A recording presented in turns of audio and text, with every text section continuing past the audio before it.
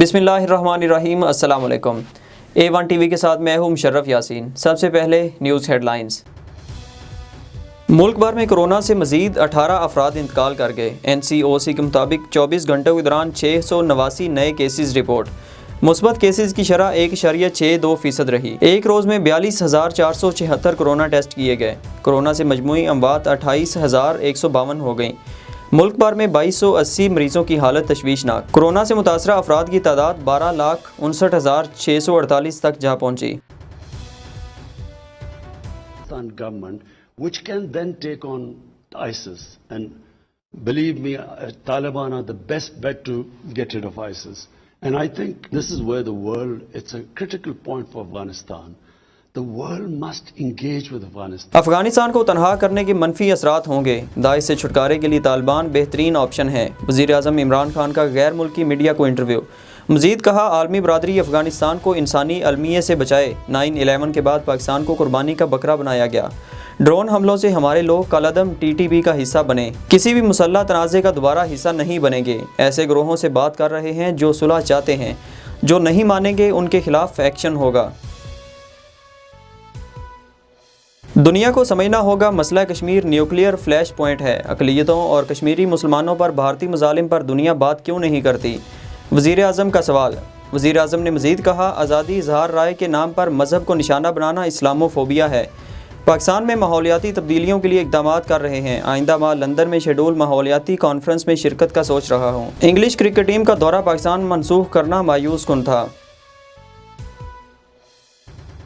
तख्ते बलोचिस्तान या दड़न तख्ता, जाम कमाल की कुर्सी को खतरा। बलोचिस्तान की वजारत आला के हसूल के लिए खींचा तानी। 14 नाराज़ अरकान ने वज़ीर आला के खिलाफ अदम एतमाद की तहरीक जमा करवा दी। जाम कमाल को इक़्तिदार से हटाने के लिए 33 अरकान की हिमायत हासिल करना होगी। नाराज़ अरकान को अपोजिशन के 24 वोट मिल गए तो कामयाबी यकीनी है। नंबर गेम पूरी करना वज़ीर आला बलोचिस्तान के लिए चैलेंज बन गया। गवर्नर की तरफ से असम्बली इजलास 19 अक्टूबर को बुलाए जाने का इम्कान।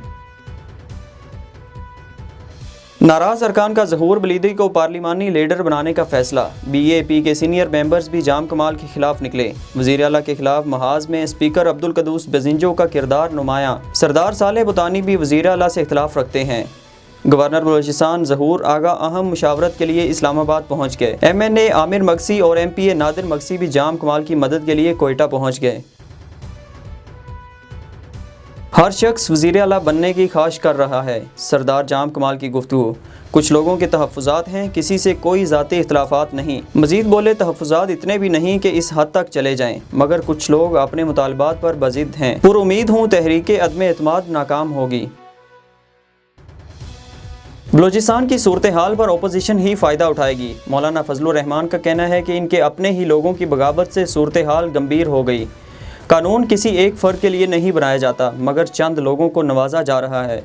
मज़ीद बोले, हुकूमत अपनी सहूलत के लिए कानून साजी कर रही है। तहरीक इंसाफ की नाअहली पाकिस्तान की तारीख का हिस्सा बन चुकी है। धांधली की पैदावार हुकूमत का इंतखाबी इस्लाहात करना क़यामत की निशानी है। हेडलाइन से फिलवक्त इतना ही। मज़ीद खबरों से बाखबर रहने के लिए देखते रहिए A1 TV। A1 TV, सब पे नज़र, अंदर की खबर।